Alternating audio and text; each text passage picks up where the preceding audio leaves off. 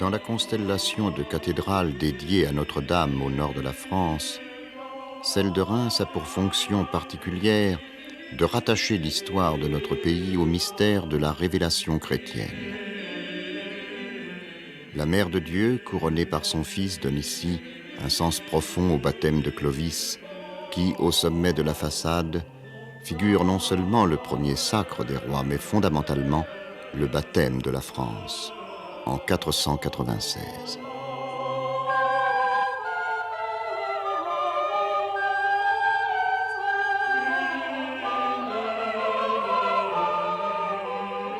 Naissant d'une fleur de lys, symbole de la pureté originelle, la Vierge et le Christ au sommet de l'arbre de Jessé représentent la charnière visible et invisible entre les rois de l'Ancien Testament et ceux du Nouveau Testament.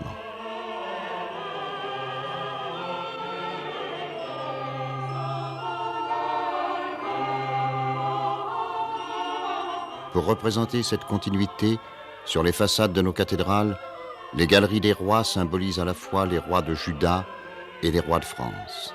À Paris, comme à Reims, à Chartres, comme à Amiens, ces galeries nous rappellent le caractère royal du Christ et la fonction sacerdotale de tout roi dont la légitimité est d'origine divine.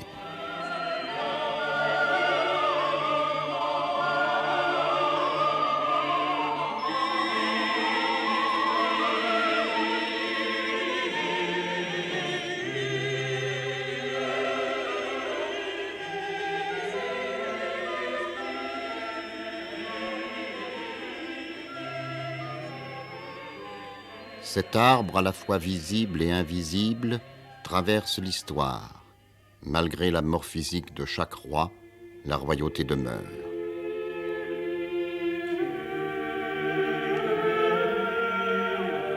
Figurés debout dans leur galerie, ou gisant dans la basilique de Saint-Denis, les rois de France continuent l'arbre de Jessé dans la Nouvelle Alliance.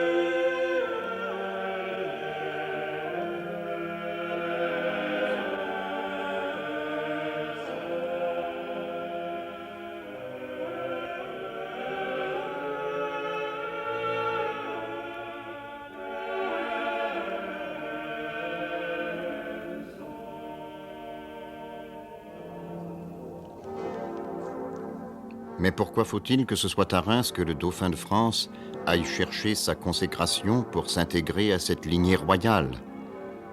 Parce que c'est en ce lieu que Clovis a reçu son baptême. Mais si ce baptême sacre a eu lieu à Reims, nous pouvons penser que ce lieu était prédestiné. Reims, porte de la Gaule, par où sont entrés les Francs, a toujours conservé sa structure traditionnelle, encore reconnaissable aujourd'hui, malgré toutes les destructions qu'elle a subies. C'est autour du socle de la statue de Louis XV que tourne la ville, avec ses 4 axes, à l'extrémité desquels se trouvaient les 4 portes de la ville antique et de la cité médiévale. Depuis l'époque romaine où Reims s'appelait Durocortorum, au centre de cette place royale se croisent le Cardo, axe nord-sud, et le Decumanus, axe est-ouest.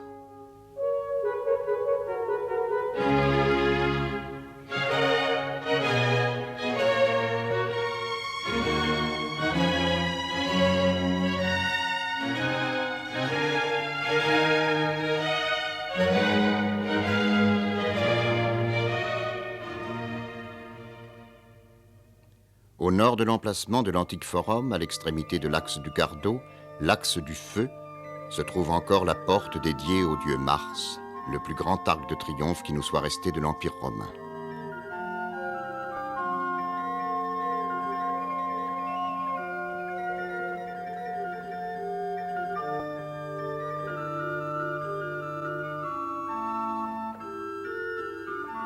Sur cette porte était figuré Rémus, fondateur mythique de la ville, considéré comme second Rome au nord-ouest de l'Empire. À travers cette porte Mars convergeaient, depuis les confins de cet empire, toutes les routes du Nord.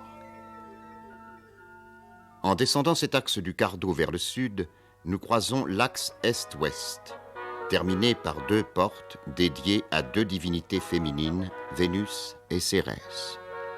Après avoir croisé cet axe féminin, le Cardo, axe du feu dédié ici aux deux divinités masculines Mars et Bacchus, ouvre la ville médiévale vers les champs de vignes par la porte nommée Dieu-Lumière.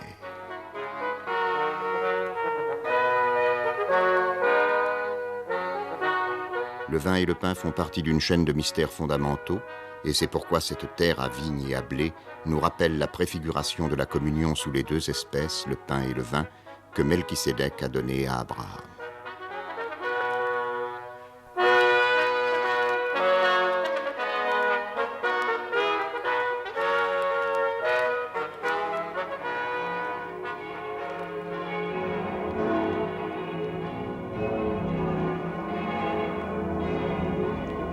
C'est près de la porte sud de la ville, la porte Dieu-Lumière, qu'on trouve le sanctuaire le plus ancien de Reims. La basilique Saint-Remi, première nécropole royale de France, berceau des Mérovingiens qui garde toujours dans son cœur le tombeau du saint avec la châsse de ses reliques.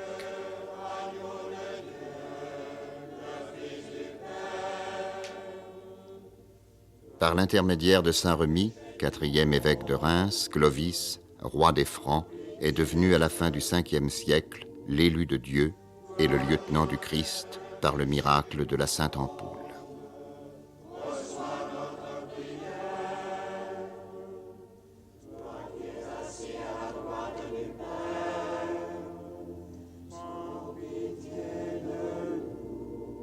« 14 siècles après la mort de l'évêque se célèbre encore ici, tous les premiers dimanches d'octobre, la fête de Saint-Remi.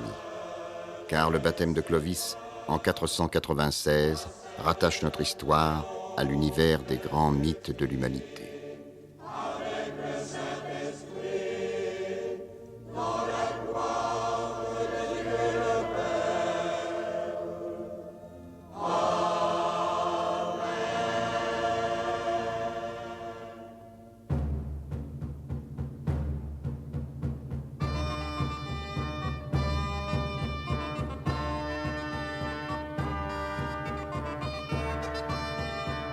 Célébré à l'instigation de la reine Clotilde, le baptême de Clovis, considéré comme le premier sacre, a été l'aboutissement de toute une série de signes providentiels.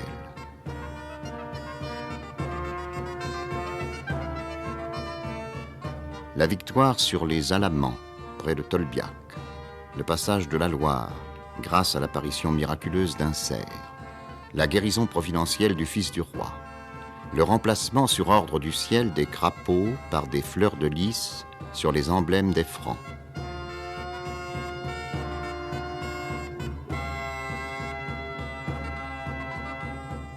Et surtout, au moment même du baptême, l'apparition surnaturelle d'une colombe qui portait la Sainte Ampoule. Aujourd'hui, au musée du Tau, cette ampoule, contenant l'huile d'origine céleste, élevait le roi à la dignité d'oint du Seigneur, à l'image de Saül et David, rois de l'Ancien Testament. Par cette huile sainte, le baptême de Clovis assurait la continuité de l'Ancienne Alliance dans le Nouveau Testament. Le 7 octobre 1793, le révolutionnaire Ruhl, en s'attaquant aux fondements sacrés du pouvoir royal, n'a brisé sur les marches de la statue de Louis XV place Royale que l'objet, sans comprendre que la mémoire de l'arbre de Jessé, présente dans l'huile sainte, ne pouvait être effacée.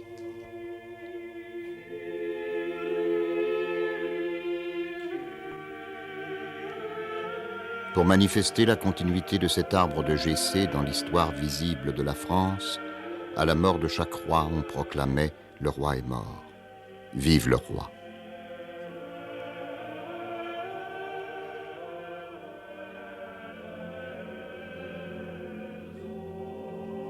Pour atteindre Reims, source du pouvoir spirituel, le cortège du dauphin partait du cœur de Paris et depuis les bords de la Seine sortait de Paris par le nord.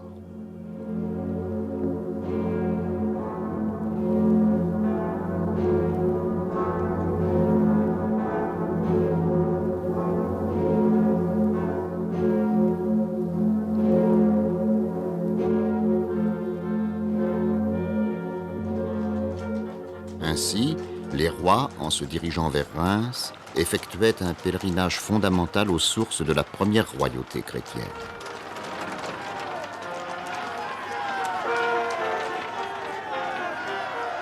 Dammartin, Villers-Cotterêts, Soissons et Fismes constituaient les 4 étapes d'un cheminement rituel dont l'une des significations était de traverser les anciens domaines des Mérovingiens.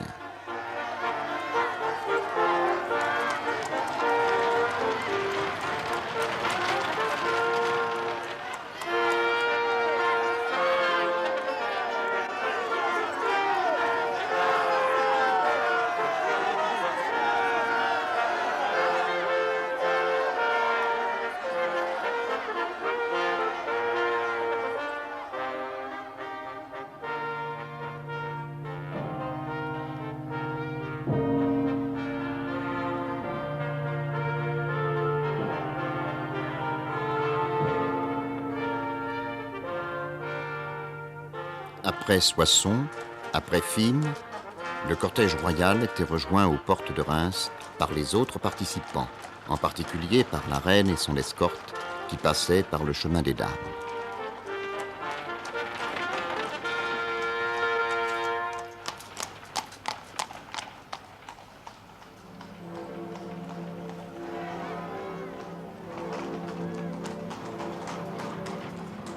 À l'approche de Reims, le dauphin pénétrait dans la ville, rituellement, par la porte Vesle, porte du soleil couchant, selon un cheminement analogue à celui qu'effectue un pèlerin entre la porte ouest et l'autel d'une église.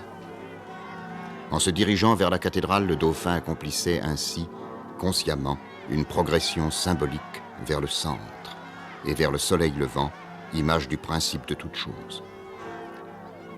Arrivant le plus souvent 3 jours avant le dimanche du Sacre, le dauphin est accueilli sur le parvis par l'évêque.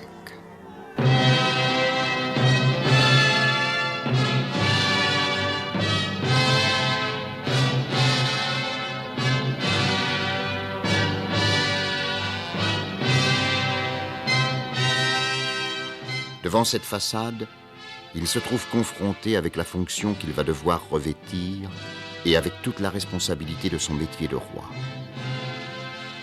L'historien Émile Malle appelle cette façade la plus belle page de politique chrétienne. Au milieu de la foule et pourtant seul devant Dieu, le dauphin, par sa méditation, récapitule toutes les étapes de son éducation princière et se pénètre des significations de la cathédrale.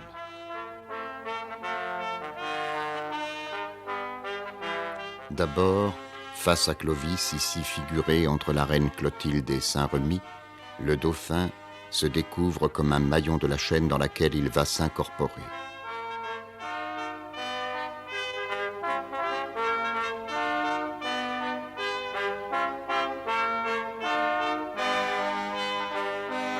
Mais si Clovis représente la source historique de son intronisation, c'est au centre de cette façade que se trouve le fondement théologique de l'investiture royale, le couronnement de la Vierge par son Fils.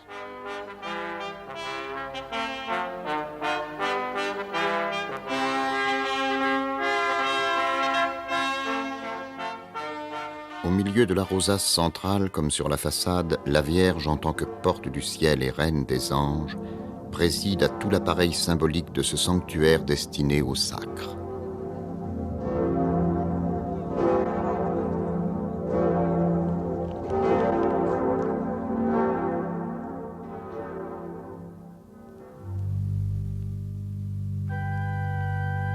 Dans la pensée des maîtres d'œuvre de la cathédrale, cette page de politique chrétienne s'ordonne sur 3 niveaux.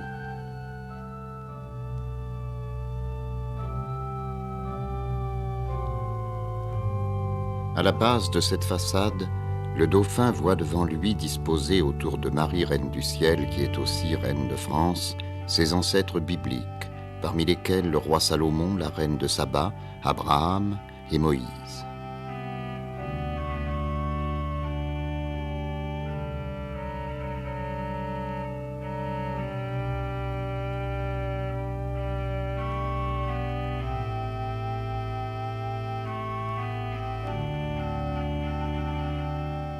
Abraham figure parmi eux pour mieux introduire à l'une des scènes sculptées au revers de la façade qui, sous les apparences de la communion d'un chevalier par le pain et le vin, représente l'investiture d'Abraham par Melchisédek.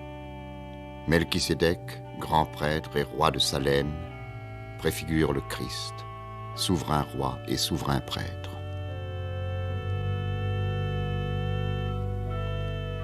Cette filiation biblique se poursuit lorsque le regard du dauphin atteint à la hauteur de la grande rosace les épisodes de la lutte entre David et Goliath, éternel combat entre l'envoyé de Dieu et la personnification du mal. Au second niveau de la façade, les gables des portails rappellent au dauphin que, en tant que lieutenant du Christ sur la terre, il devra accomplir une fonction sacrificielle à l'imitation de Jésus crucifié pour le salut du monde. Ce devoir lui est aussi rappelé par cette figuration au revers de la façade du martyre de Saint Nicaise, le fondateur de la cathédrale.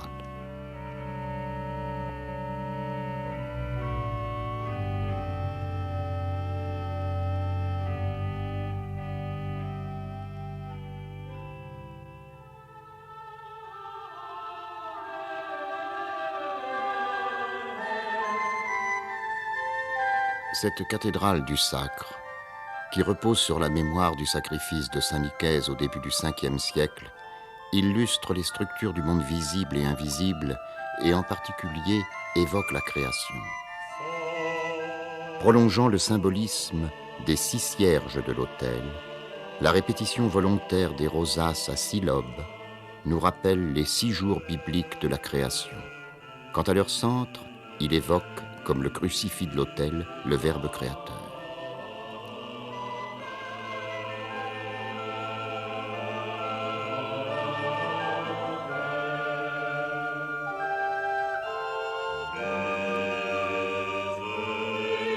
Parmi ces rosaces à 6 lobes, la plus chargée de signification est celle de l'abside tournée vers l'Orient, direction symbolisant traditionnellement l'origine de la création.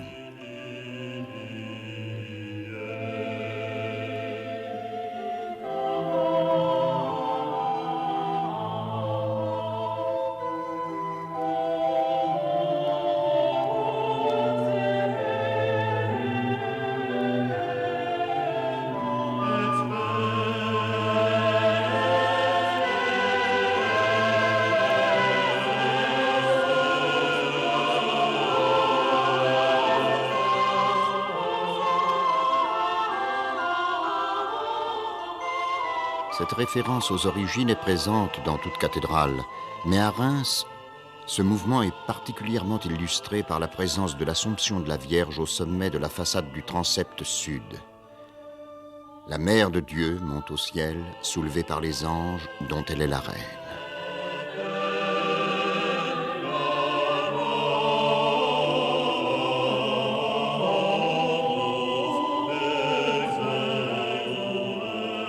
Le mouvement par lequel le Verbe divin attire vers lui celle qui représente la matière vierge de la création illustre la promesse de réintégration du monde. Et c'est à cette opération de salut que doit se consacrer celui qui va devenir roi prêtre. L'idée de l'ascension comme voie de salut s'affirme encore par l'orientation de l'édifice dont l'axe est tourné avec précision vers le point de l'horizon où le soleil se lève le 15 août, fête de l'Assomption.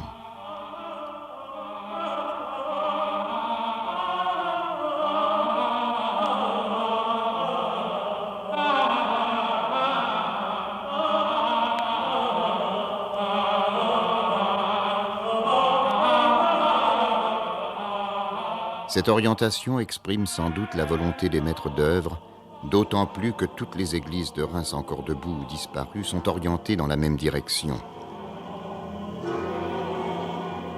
Cette orientation fait de la ville de Reims tout entière, selon la géographie sacrée, une ville mariale par excellence qui, grâce à cette vertu ascensionnelle, nous apparaît une fois de plus prédestinée à devenir la ville du sacre.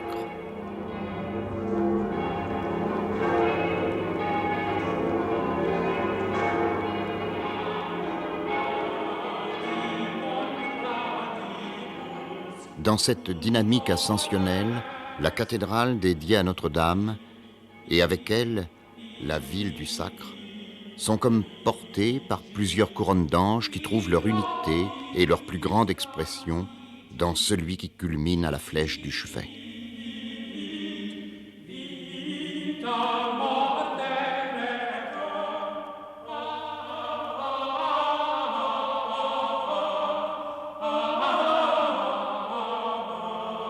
L'idée de dépassement, l'un des fondements métaphysiques du sacre, est ici plus particulièrement illustrée par ce Sagittaire inattendu dont, d'après certains, la flèche visait un cerf d'airain placé au milieu de la cour du palais du Tau et qui, pendant les fêtes du sacre, servait de fontaine de jouvence. Par ce signe du zodiaque, nous retrouvons une fois de plus le symbolisme de l'Assomption, car nous savons que la constellation du Sagittaire culmine au zénith lorsque le soleil se couche le jour du 15 août.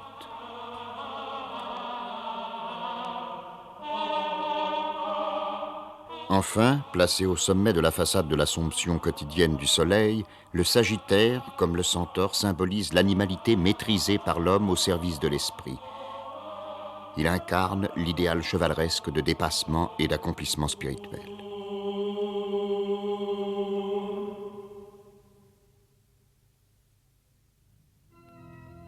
La cathédrale offre des symboles qui signifient que tout accomplissement implique un passage du visible à l'invisible, de l'ignorance à la connaissance.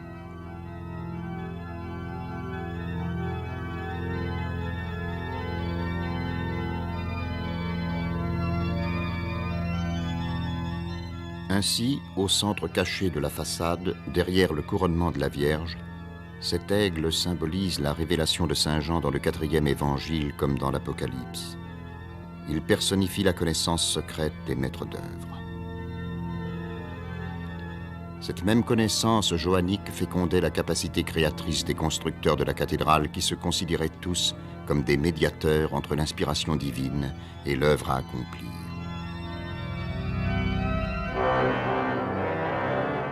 Le maître d'œuvre Libergier, auteur de l'église Saint-Nicaise aujourd'hui détruite, nous rappelle ici les signes compagnoniques à la fois opératifs et symboliques.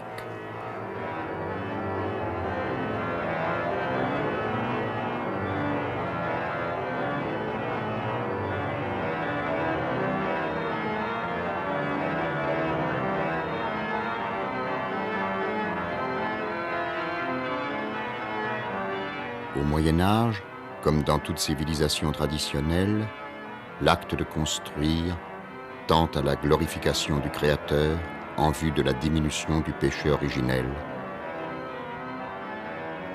purification manifestée par l'imitation des structures du ciel et du cosmos dans l'architecture des hommes.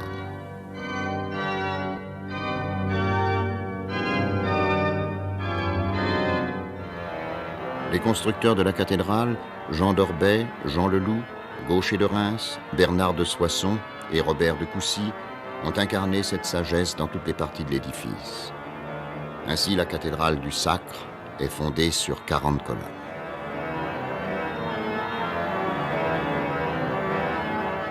En implantant la nef de Notre-Dame de Reims au sud de l'endroit où archéologiquement on a découvert les vestiges des thermes romains, tout laisse à penser que les maîtres d'œuvre savaient que ces thermes avaient été le lieu du baptême de Clovis.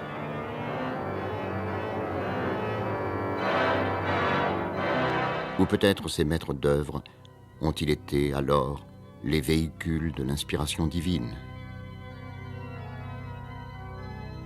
À l'image du monde en état de création perpétuelle, cette cathédrale sans cesse menacée ou mutilée est depuis 7 siècles un chantier permanent où travaillent encore aujourd'hui les héritiers de la tradition médiévale.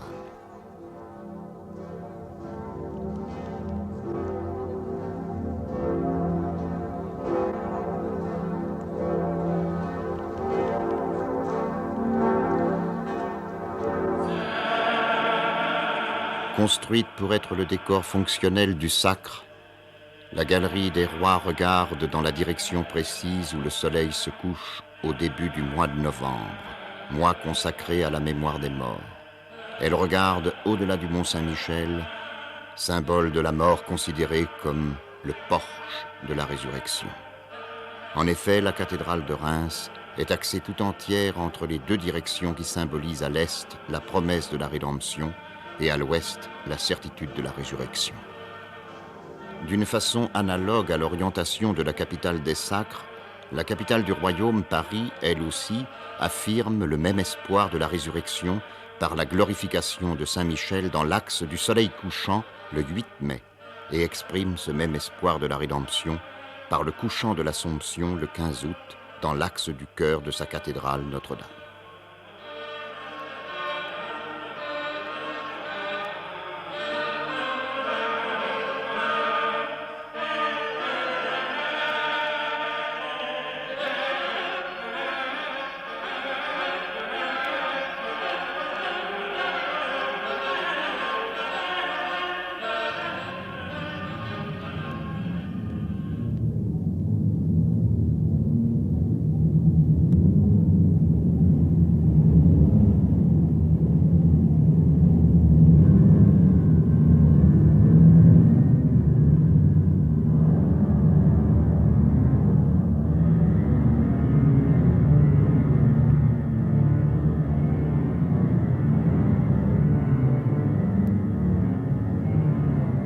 Après avoir pris conscience de l'énorme responsabilité de son métier de roi, le dauphin entre dans la nuit. Cette nuit redoutable, dont il se revêt mystiquement, en vue de sa dernière préparation rituelle, va être la veille de prière de ce chevalier choisi par Dieu entre tous pour devenir roi.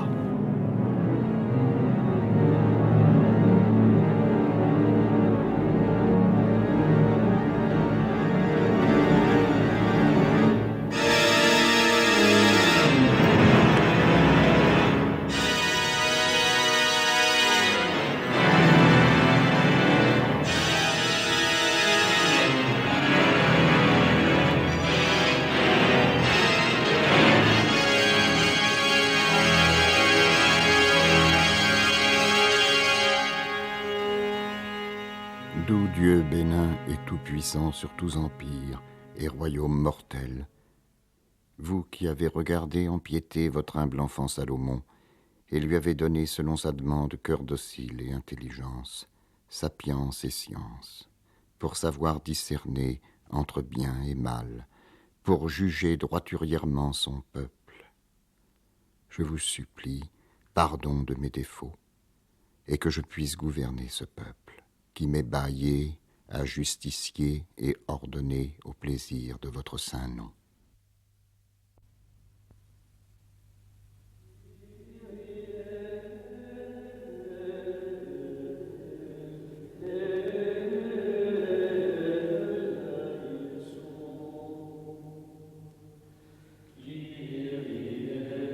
Pendant que prie le dauphin, les moines de la basilique de Saint-Remy, gardiens de la Sainte Ampoule, appellent par l'intercession du Saint la grâce divine sur le nouveau roi. En veillant sur la Sainte Ampoule, les moines gardent la pierre fondatrice du royaume sous la protection du candélabre de la basilique qui, par ses 96 bougies, nous rappelle l'âge auquel serait mort Saint-Remy.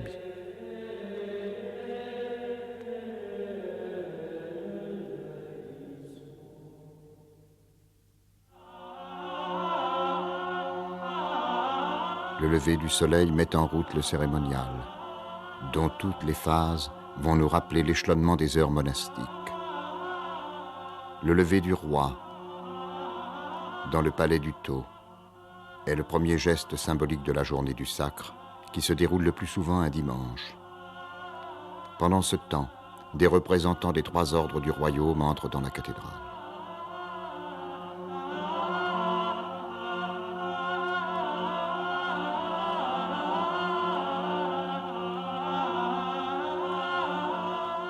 Le palais du Tau, par son nom comme par son plan, rappelle la forme qu'avait le support du supplice du Christ, et ainsi le caractère sacrificiel de la fonction royale. dans sa chambre, le dauphin gît sur son lit dans un profond sommeil qui symbolise l'état de l'humanité déchue, figurant ainsi la mort de celui qui doit renaître avec un nom nouveau. Le roi ne peut être tiré de cette mort léthargique que par une intervention céleste.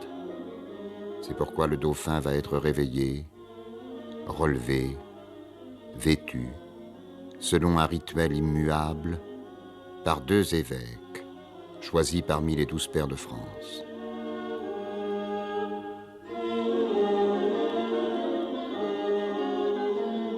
L'évêque, comte de Laon, frappe 3 fois à la porte de la chambre royale. Qui demandez-vous? Le roi d'or.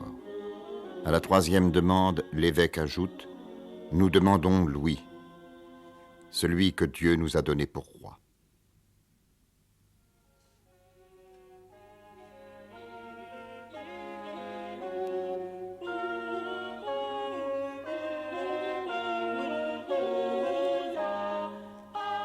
Alors les portes s'ouvrent. Ainsi réveillé selon ce rituel de son sommeil léthargique, le dauphin, aidé par les 2 évêques, est soulevé de son lit en présence des dignitaires du royaume.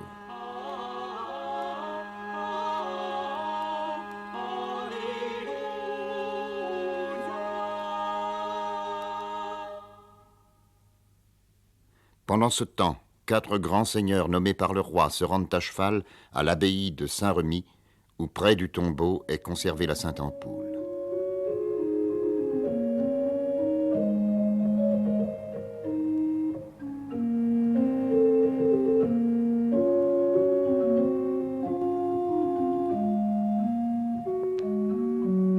La Sainte Ampoule est portée par l'abbé de Saint-Remy, escorté par 4 barons vêtus de blanc et appelés otages de la Sainte Ampoule.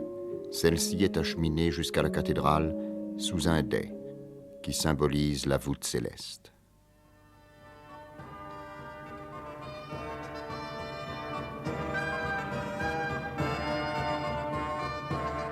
Précédant l'arrivée du cortège de la Sainte Ampoule, celui du roi.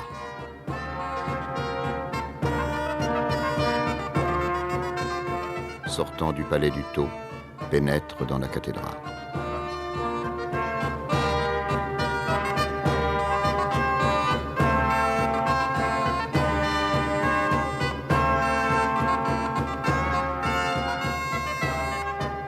Jeanne d'Arc, envoyée par Saint Michel, le patron céleste de la France et qui garde le seuil du temple, nous rappelle la chaîne des envoyés divins qui, depuis Saint-Remy, ont confirmé le mandat céleste des rois de France.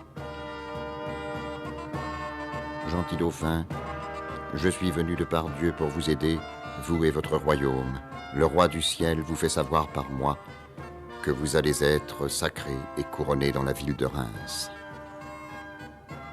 et que vous serez son lieutenant à lui, qui est le vrai roi de France. Vive le Christ qui est roi de France. Dimanche 17 juillet 1429. Ces hommes portant le vase sacré accomplissent un voyage qui relie chaque sacre au baptême de Clovis, au-delà à l'onction biblique de Samuel, David et Salomon, et par là même à l'origine éternelle de l'autorité royale.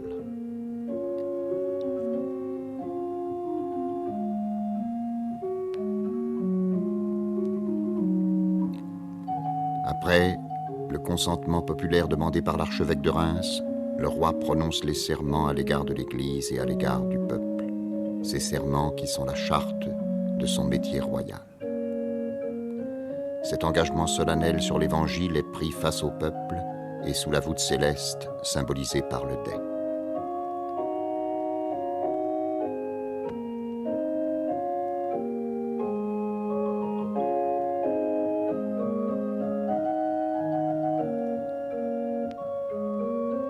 Comme un candidat au baptême, comme pour toute initiation, le roi est dépouillé de ses vêtements profanes afin de s'offrir dans la nudité à l'influence sanctifiante de l'onction.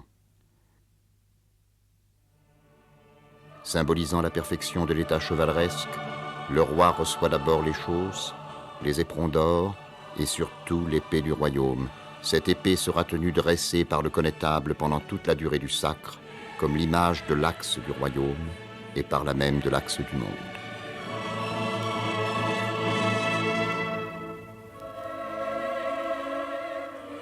Pour être élevé à la fonction suprême, le roi doit d'abord s'humilier devant Dieu. Comme l'évêque à côté duquel il se prosterne, il illustre cette parole évangélique: qui s'élève sera abaissé, qui s'abaisse sera élevé. L'analogie qui existe entre la prosternation du roi et celle de l'évêque pendant sa consécration souligne le caractère sacerdotal du monarque français, caractère qu'il est seul à posséder parmi les autres rois chrétiens. Mais c'est surtout par l'onction sur la tête, privilège unique, que le roi de France était appelé évêque du dehors.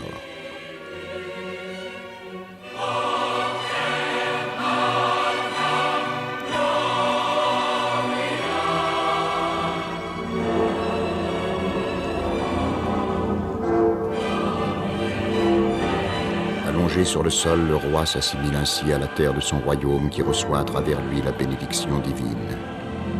Les évêques récitent les litanies et les chœurs répondent: Seigneur, ayez pitié, Christ, ayez pitié, Christ, écoutez-nous, Sainte Marie, priez pour nous, Saint Michel, priez pour nous, Saint Gabriel, Saint Raphaël, Saint Cœur des Anges, Saint Jean-Baptiste, Saint Pierre, Saint Paul, Saint André, Saint Jean, Saint Joseph.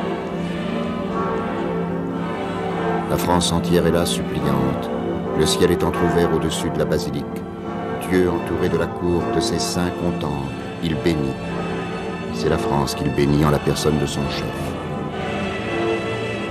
Les grâces pleuvent, le roi silencieux s'abandonne à leur action.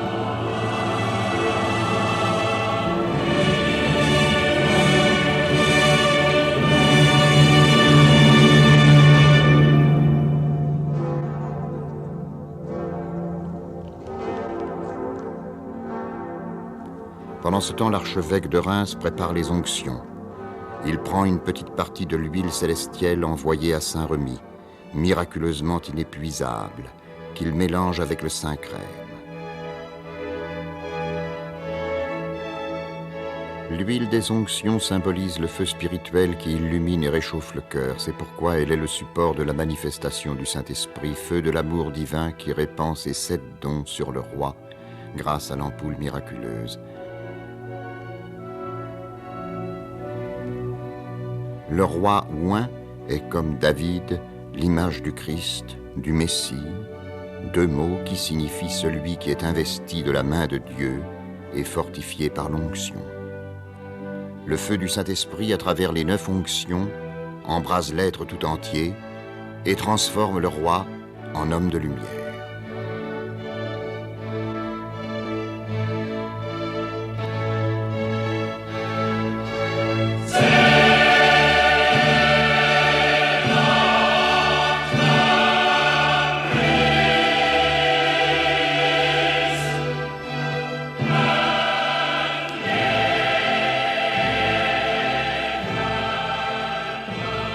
Seigneur Jésus-Christ, oins ce roi au gouvernement, ainsi que tu as oint les prêtres, rois, prophètes et martyrs, qui par la foi ont vaincu les royaumes, œuvré la justice et obtenu les promesses.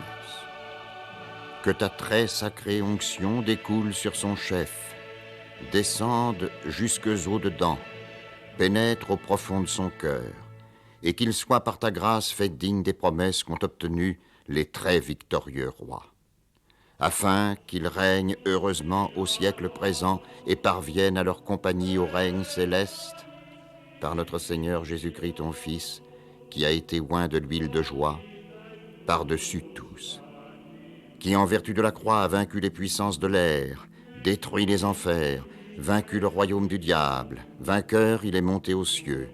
Dans sa main réside victoire, toute gloire et puissance, lui qui vit et règne avec toi en l'unité du Saint-Esprit pour les siècles des siècles. Amen. Embrasé par le feu du Saint-Esprit, le roi devient immortel, parce que son cœur, comme le Graal, recueille et concentre la lumière divine. Le plus souvent, ce cœur est conservé séparé du corps pour rappeler que pendant sa vie, il était le cœur du royaume.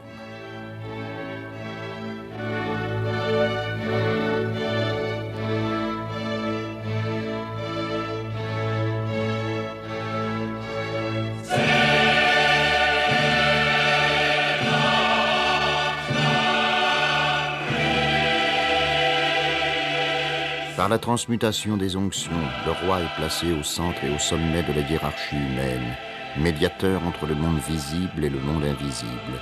Lieutenant du Christ sur terre, il remplit cette fonction en perpétuant le sacrifice rédempteur de Jésus-Christ, et il est le guide de son peuple sur la voie du salut. Par lui, la grâce céleste descend sur le royaume.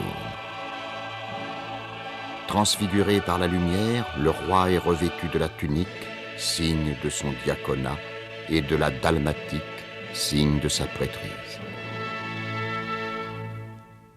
De même que le faîte de la cathédrale est couvert de fleurs de lys, emblème de gloire trinitaire, de même le roi prêtre est rituellement revêtu du manteau de majesté, constellé de fleurs d'or sur champ d'azur. Ce manteau évoque le firmament.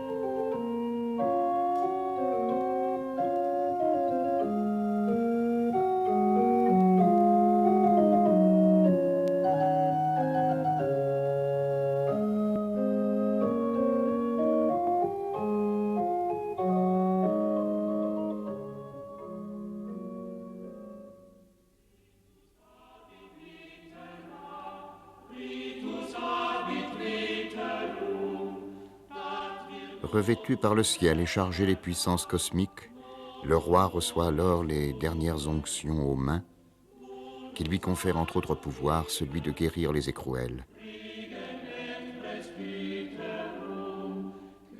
Le roi te touche, Dieu te guérisse.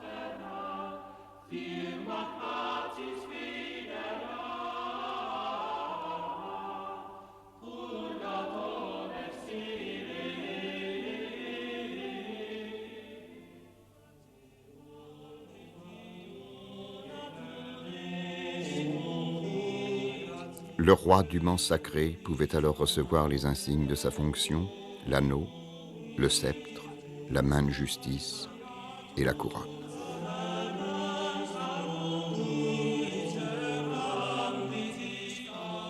Par l'anneau, le roi épouse son royaume. Par le sceptre, il reçoit le pouvoir de légiférer et de gouverner.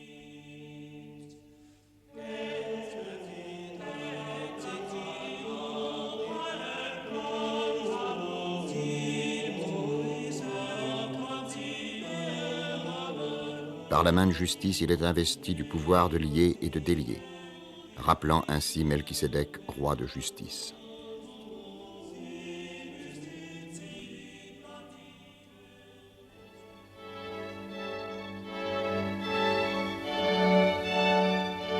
Par la couronne, composée de la coiffe sacerdotale et du diadème royal, le roi très chrétien reçoit l'attribut des rois prêtres, sagesse et gloire. Les pierres précieuses incarnent les vertus qui ornent son âme. Les arceaux, la coupole du ciel. Le bandeau, le cercle de l'éternité. Et les fleurons, l'essence même de la royauté. Coiffé de la couronne, soutenu par les 12 pairs, le roi est au centre de la roue cosmique. Il en est le moyeu immobile. Les pairs en sont les rayons. Ces 12 pairs qui résument sur terre la totalité du royaume évoquent aussi dans le ciel les 12 apôtres et surtout les 12 portes de la cité sainte, modèle de tous les royaumes chrétiens. 12, comme les 12 tourelles du candélabre de Saint-Remi.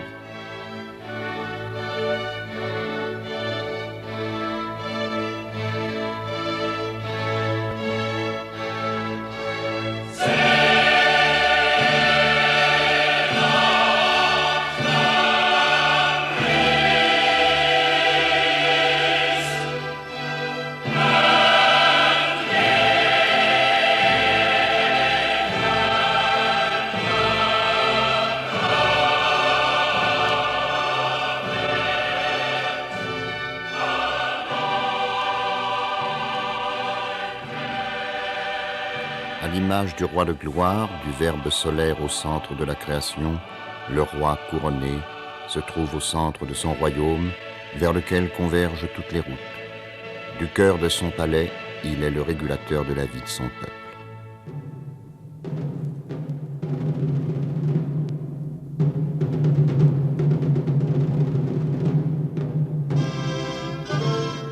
À la fin de la cérémonie, le roi sacré et couronné est installé sur un trône élevé et l'archevêque dit que le médiateur de Dieu et des hommes vous fasse être médiateur entre le ciel et le peuple.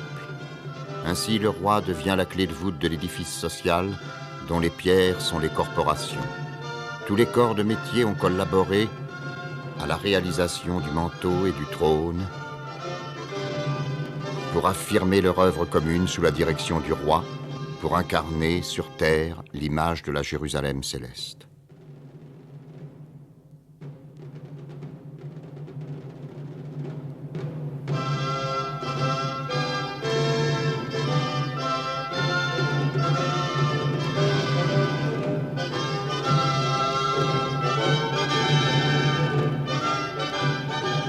Paris, choisi par Clovis comme capitale de la France, est devenu le centre d'une lignée de 69 rois.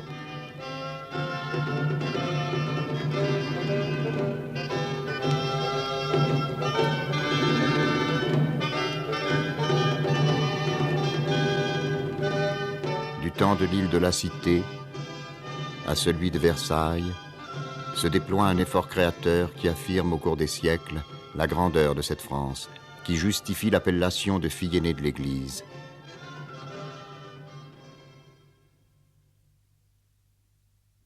À la fin du sacre, avant la messe, pendant le baiser, symbole de l'alliance du roi et de son peuple, soulevé par les acclamations, l'évêque proclame « Vive le roi dans l'éternité » et le peuple répond « Noël, Noël, vive le Christ, qui est le roi de France, vive le roi de France, qui est le lieutenant du Christ ». Le regard des rois tourné vers le soleil couchant dans la direction du mont Saint-Michel invoque le premier patron céleste de la France et nous rappelle la signification profonde du sacre qui, comme la cathédrale de Reims, redonne à l'histoire des hommes son sens entre la Genèse et les fins dernières.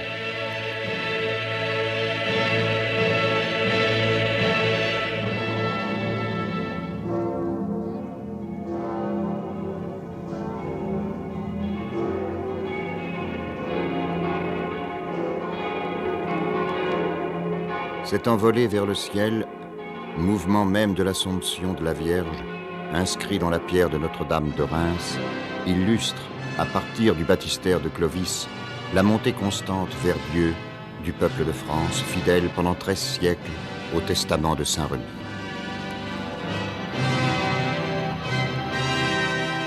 Votre postérité gouvernera noblement ce royaume, elle glorifiera la Sainte Église et héritera de l'empire des Romains.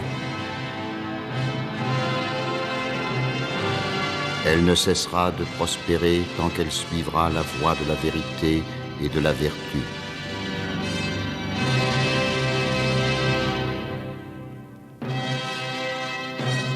Mais la décadence viendra par l'invasion des vices et des mauvaises mœurs. C'est là, en effet, ce qui précipite la ruine des royaumes et des nations.